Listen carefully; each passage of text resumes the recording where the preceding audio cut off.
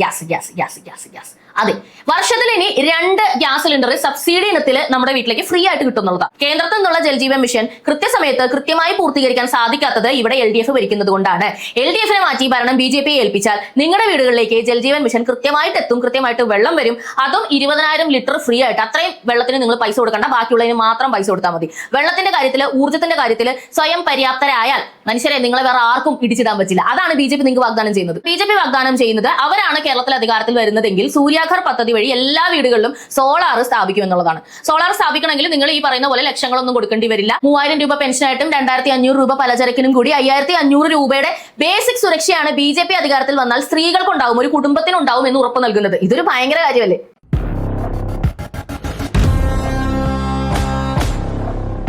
അപ്പോ BJPയുടെ പ്രകടന പത്രിക പാർട്ട് 1 ഓൾറെഡി ഞാൻ ചർച്ച ചെയ്തിരുന്നു. അത് പബ്ലിക് ഒപ്പീനിയൻ ചാനലിലാണ് ഞാൻ ആ വീഡിയോ ഇട്ടത്. അതിന്റെ ലിങ്ക് ഞാൻ ഡിസ്ക്രിപ്ഷനിൽ കൊടുത്തേക്കാം, അതുപോലെ സ്ക്രീനിലും കാണാം. അത് ടച്ച് ചെയ്താൽ നിങ്ങൾക്ക് പോയി ആ വീഡിയോ കാണാൻ പറ്റും. ആ വീഡിയോ കണ്ടതിന് ശേഷം ഈ വീഡിയോ കാണുന്നതായിരിക്കും നല്ലത്. എന്നാലാണ് നിങ്ങൾക്ക് ത്രൂ ഔട്ട് ഇത് ഫോളോ ചെയ്യാൻ പറ്റുള്ളൂ.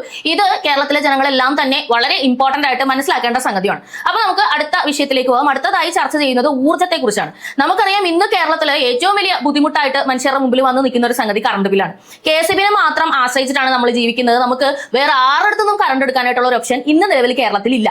KSEB പറയുന്ന ചാർജ് അടച്ചുകൊണ്ടിരിക്കുക. അത് എന്തിനൊക്കെയുള്ള ചാർജ് ആണെന്ന് KSEB ഉദ്യോഗസ്ഥർക്ക് പോലും അറിയില്ല, നമുക്കും അറിയില്ല. ആ ഒരു അവസ്ഥയിൽ നിൽക്കുമ്പോഴത്തേക്കാണ് സൂര്യാഘർ പദ്ധതി വഴി കേന്ദ്രത്തിന്റെ സോളാർ എല്ലാ വീട്ടിലും വേണമെങ്കിൽ വെക്കാം എന്നൊരു പദ്ധതി വന്നത്. അതൊക്കെ നിങ്ങൾക്ക് ഓർമ്മയുണ്ടാവും. ഒരുപാട് പേര് കുറച്ചധികം ലക്ഷങ്ങൾ മുടക്കി അത് ഓൾറെഡി വെക്കുകയും ചെയ്തു. എന്തുകൊണ്ടാണ്? കേന്ദ്രത്തിൽ നിന്നും സബ്സിഡി കിട്ടുമായിരുന്നു സോളാറിന്. ഒരു വാൾട്ട് വൈദ്യുതിക്ക് നമുക്ക് ഇങ്ങോട്ട് പൈസ കിട്ടും. അതുപോലെ നമുക്ക് ഈ വൈദ്യുതി ചാർജ് എന്നൊക്കെ പറയുന്നത് ഇപ്പൊ നമ്മൾ 2000-3000 കൊടുക്കുന്നിടത്ത് വെറും 100 രൂപ 120 രൂപയൊക്കെ വരുന്നുള്ളൂ. അപ്പൊ ഇത് ലാഭകരമാണല്ലോ എന്ന് പറഞ്ഞുകൊണ്ട് ഒരുപാട് പേര് സോളാർ വീട്ടിൽ വെച്ചു. എന്നിട്ട് എന്തുണ്ടായി? സ്ഥിരം സംഭവിക്കുന്ന സംഗതി തന്നെ കേരള സർക്കാർ ഉഴപ്പി ഇവർക്ക് ആർക്കും തന്നെ സബ്സിഡി കൊടുത്തില്ല. അങ്ങനെ ആൾക്കാരൊക്കെ സോളാർ വെച്ചവരൊക്കെ പെട്ടു.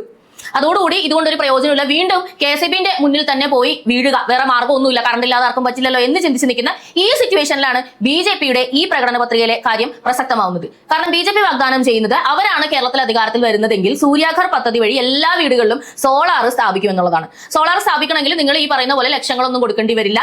50% ഗ്രീൻ സ്റ്റോറേജ് സബ്സിഡിയോട് കൂടി ഇതിന്റെ ബാറ്ററി നിങ്ങൾക്ക് ഗവൺമെന്റിൽ തന്നെ കിട്ടും എന്നുള്ളതാണ്. ഇപ്പൊ നിലവിൽ KSEB പറയുന്നത് അങ്ങനെയൊക്കെ കൊടുക്കാനൊന്നും പറ്റുന്നില്ല. അത് മാത്രമല്ല, ഞങ്ങൾ ഇത് ഇംപ്ലാന്റ് ചെയ്യണമെന്നുണ്ടെങ്കിൽ ഞങ്ങൾക്ക് ഭീമമായിട്ടുള്ള ഫീസ് തരണം, അതൊക്കെ ഒഴിവാക്കി കഴിഞ്ഞാൽ ഞങ്ങൾ നഷ്ടത്തിലാണെന്ന. KSEBിയുടെ തണ്ട് എവിടെന്നാ? അതൊക്കെ യൂണിയൻകാരുടെ തണ്ട. BJP അധികാരത്തിൽ വന്നാൽ അങ്ങനെ ഒരു തണ്ട് നിലനിൽക്കില്ല എന്നുള്ളത് ഞാൻ പറയാതെ തന്നെ നിങ്ങൾക്കറിയാം.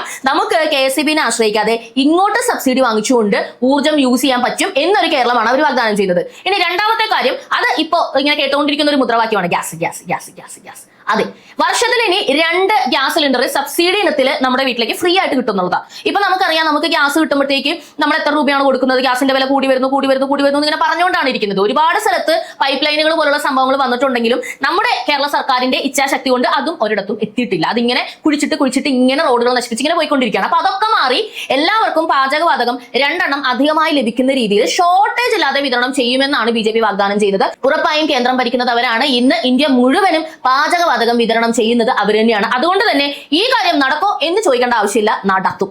അടുത്തതായി പറഞ്ഞിരിക്കുന്നത് സൗജന്യ കുടിവെള്ളമാണ്. നമുക്കറിയാം, ഇന്ന് പലരുടെയും വീട്ടിൽ പൈപ്പ് ഉണ്ട്, ചിലരുടെ വീട്ടിലൊന്നും പൈപ്പില്ല. ചിലരെ അല്ല, ഒരുപാട് ആൾക്കാരുടെ വീട്ടിൽ പൈപ്പില്ല.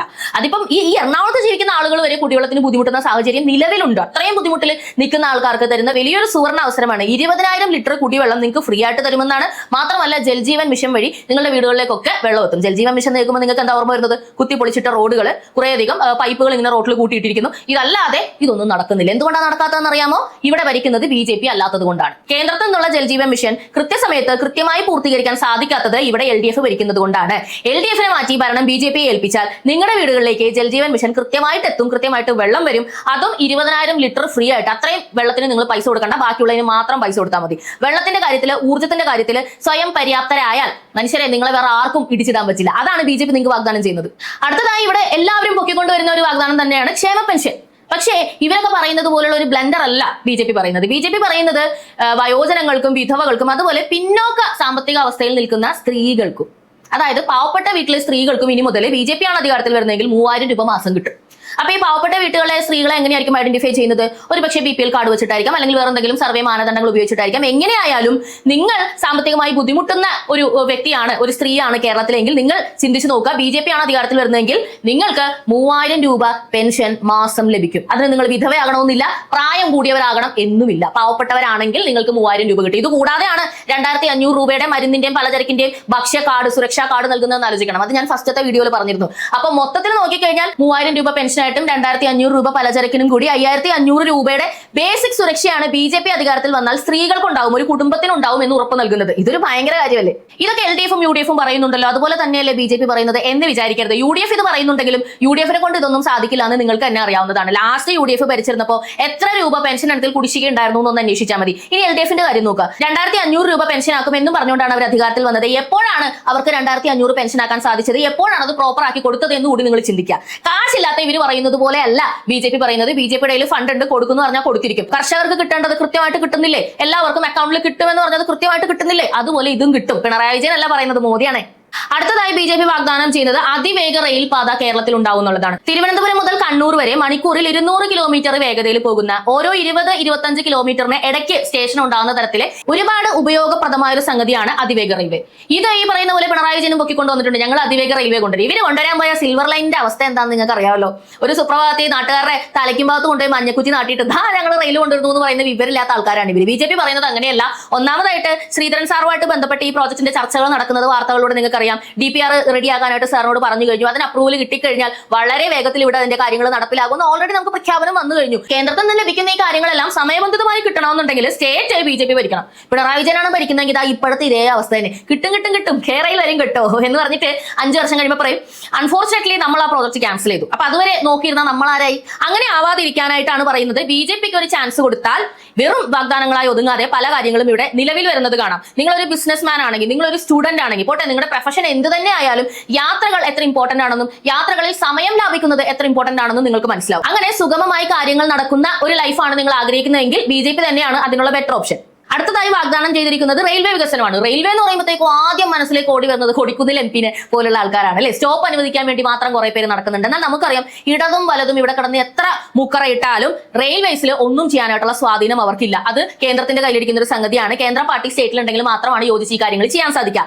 ഇപ്പൊ നിലവിൽ തൃശ്ശൂർ ഒരു MP കേരളത്തിൽ ഉണ്ടായപ്പോൾ തന്നെ റെയിൽവേക്ക് വന്ന മാറ്റങ്ങൾ നമ്മുടെ കണ്ണിന് മുന്നിലുണ്ട്. അങ്ങനെ ഒരു വലിയ മാറ്റം കേരളത്തിലും ഉണ്ടാകും എന്നുള്ളതാണ് BJP നമുക്ക് വാഗ്ദാനം ചെയ്യുന്നത്. നിലമ്പൂർ നഞ്ചൻകോട് റൂട്ട്, അതുപോലെ തൃശ്ശൂർ ഗുരുവായൂർ റൂട്ട്, ഇതൊക്കെ കാലങ്ങളായിട്ട് ചർച്ച ചെയ്തുകൊണ്ടിരിക്കുന്ന അല്ലാതെ ഒരു രീതിയിലും മുന്നോട്ട് പോകാത്ത സ്ഥലങ്ങളാണ്. അതിന്റെ മെയിൻ റീസൺ എന്താണ്, എന്തുകൊണ്ടാണ് മുന്നോട്ട് പോകാത്തതെന്ന് വെച്ചാൽ കേരള സർക്കാർ സ്ഥലം എടുത്ത് കൊടുക്കുന്നില്ല എന്നുള്ളതാണ് എല്ലാത്തിന്റെയും. അതിപ്പോ എയിംസ് ആയാലും ഈ റെയിൽവേ ആയാലും എല്ലാത്തിന്റെ പ്രശ്നം. കാരണം എന്താ, ഇവർ BJPക്കാരല്ല, ഇവർക്ക് BJPയോട് വിരോധം.